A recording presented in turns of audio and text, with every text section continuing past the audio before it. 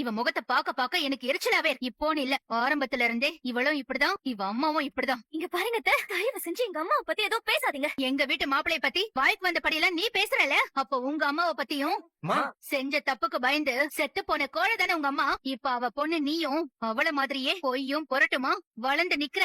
எங்க அம்மாவை பத்தி பேசாதீங்கன்னு சொன்னேன். அப்படிதான் பேசுவ. ஜெயா, என்ன பேசிட்டு இருக்க நீ? நீங்க சும்மா இருங்க. இவ வாயில வர்றது எல்லாமே பொய். உன் அம்மா மாதிரியே நீயும் கேவலமானவதான், ஒரு குப்பைதாங்கிறத நீ நிரூபிச்சிட்டடி. நீ எல்லாம் என் குடும்பத்துல வந்து சேர்ந்து என் குடும்பமான சந்தி சிரிக்கணுங்கிறது என் தலையெழுத்து போல. என் முன்னாடி நிக்காத, எங்கயாவது போய் தொலைடி. என்ன காரியம் பண்ண பாத்தீங்க? ஒரு நிமிஷத்துல என் மூச்சே நின்னு என்னையும் சிவானியையும் மறந்துட்டு எப்படிங்க உங்களால இப்படி ஒரு விஷயத்த பண்ண முடிஞ்சது? எனக்கு வேற வழி தெரியல பவானி. இப்படி ஒரு அசிங்கத்தோட நான் எப்படி வாழ முடியும்? எப்படி எல்லாரும் முகத்துலயும் நான் முடிப்பேன்? என்ன மாப்பிள்ள பேசுறீங்க? நீங்க தப்பு பண்ணீங்கன்னு நாங்க யாராவது சொன்னோமா? அவதான் உங்க மேல அபாண்டமா பழி போடுறானா? அதை நாங்க நம்பிடுவோமா? தயவு செஞ்சு இப்படி எல்லாம் யோசிக்காதீங்க மாப்பிள்ள.